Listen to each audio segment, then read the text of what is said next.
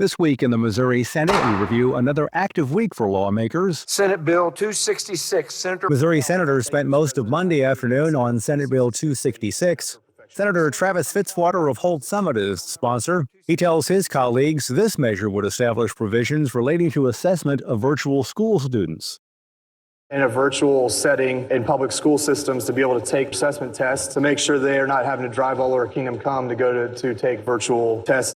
During discussion, talk turned to charter schools. Senator Karla May of St. Louis then added an amendment. Of having charter schools in their district, but they voted for them to be in my district. Now they're trying to stop me from regulating my district. I don't understand that. She later withdrew her amendment. Monday evening, Missouri senators gave Senate Bill 266 preliminary approval. On Thursday morning, the Missouri Senate sent Senate Bill 266 to the Missouri House of Representatives for similar consideration. Senate Bill number 166. Education was also the focus on Tuesday afternoon. Senator Kurtis Gregory of Marshall sponsors Senate Bills 166 and 155, legislation that seeks to require public schools to develop cardiac emergency response plans. To put AEDs in schools and that schools have a cardiac emergency response plan in place. If this were to become law, it would take effect at the beginning of the 2026-27 school year. During discussion, Senator Barbara Ann Washington of Kansas City added an amendment that would add charter schools to the list. Charters, they're under a different statute number. Would you have any objection to making sure that we delineate that so that we make sure our charter schools understand that they have to do the same thing?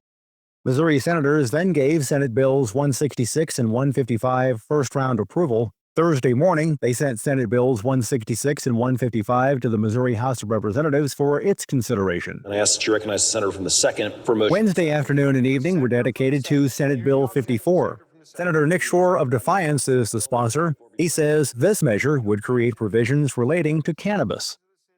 If we are going to allow Missourians to use these products, it must be kept out of the hands of children, done in a safe manner where no heavy metals, pesticides, or other carcinogens are contained in these products.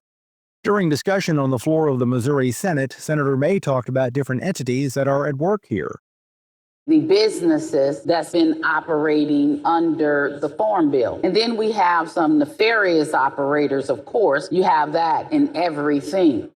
Senate Bill 54 has again been set aside for future consideration. Good afternoon, Mr. Chairman and members. Committee hearings also continue. Senator Maggie Nurrenbern of Kansas City sponsors Senate Bill 710, a measure that would modify provisions relating to sports complex authorities.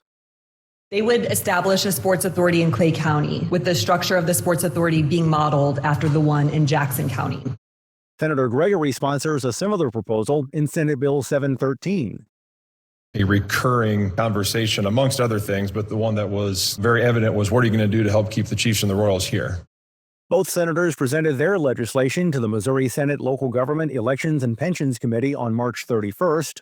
A week later, the panel combined both bills and voted them to pass, meaning Senate Bills 710 and 713 is now ready for full Missouri Senate discussion at any time. 4 p.m. Right, you've heard the motion by the... Only 5 weeks remain in session. That motion. And remember, you can follow these and other issues facing the Missouri Senate by visiting our website, senate.mo.gov. Until Monday. Reporting from the state capitol, I'm Dean Morgan.